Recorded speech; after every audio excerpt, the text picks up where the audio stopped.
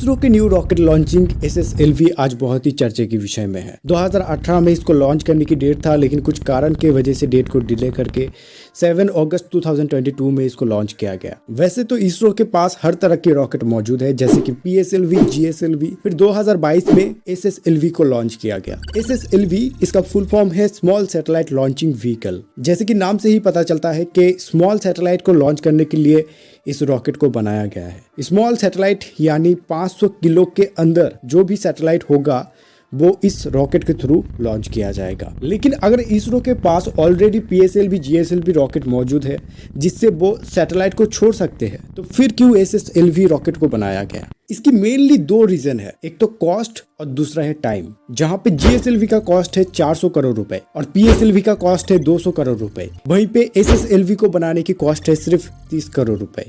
यही नहीं, अभी और सुनिए। जहां GSLV को बनाने के लिए टाइम लगता है 4 महीना और PSLV को बनाने के लिए टाइम लगता है 3 महीना, वहीं पे SSLV को बनाने के लिए टाइम लगता है सिर्फ 72 घंटे। सो यहाँ पर देख सकते हो टाइम और कॉस्ट की कितनी बचत हो रहा है। अब यहाँ पे छोटे सैटेलाइट को लॉन्च करने के पीछे जोर इसलिए दिया जा रहा है क्योंकि टेक्नोलॉजी बढ़ने के साथ साथ चीजें छोटा तो हो रहा है, लेकिन छोटे होने के बावजूद वो काम पहले की तुलना में 5 से 10 गुना ज्यादा बेहतर कर रहा है। अब अगर सैटेलाइट बनके तैयार है तो रॉकेट भी 72 घंटे में बनके तैयार हो जाएगा और हर हफ्ते सैटेलाइट को लॉन्च करना मुमकिन हो पाएगा। अब आइए इस रॉकेट की मॉडल को समझते हैं और जानने की कोशिश करते हैं क्यों ये मिशन फेल हुआ। इस रॉकेट की 3 स्टेज हैं और जो लोग मानते हो कि रॉकेट फ्यूल में सिर्फ लिक्विड हाइड्रोजन और लिक्विड ऑक्सीजन ही यूज होता है, वो लोग जरा ध्यान से सुनना, क्योंकि इस रॉकेट में सॉलिड फ्यूल का यूज किया गया है जिसका नाम है HTPB, hydroxyl terminated polybutadiene. Rocket की तीनों ही स्टेज में इस सॉलिड फ्यूल का यूज किया गया है, सिर्फ इसके ऊपर की पार्ट में लिक्विड फ्यूल का यूज किया गया है। और ये मैंने इसलिए कहा क्योंकि रिसेंटली मेरे एक वीडियो में 1 लाख से ऊपर व्यू आया है, जिसमें बहुत सारे कमेंट भी आया है और बहुत सारे लोगों का मानना है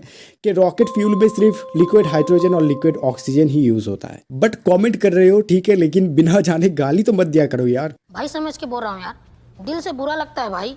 वेल, जो भी हो, मैंने नेगेटिव कमेंट सारे डिलीट कर दिया है ताकि मेरा ध्यान उसकी तरफ ना जाए। So coming back to the topic, अब रॉकेट सभी स्टेज को सक्सेसफुली पार करने के बाद वेलोसिटी ट्रिमिंग मॉड्यूल को लॉन्च होना था और इस लॉन्चिंग में इसे 20 सेकंड तक फायर होना था, लेकिन ये फायर हुआ ही नहीं। मुश्किल से 1 सेकंड तक फायर हुआ, जिसकी वजह से ये ऑर्बिट में प्लेस ही नहीं हो पाया और इसी स्टेज से डेटा लॉस होने लगा।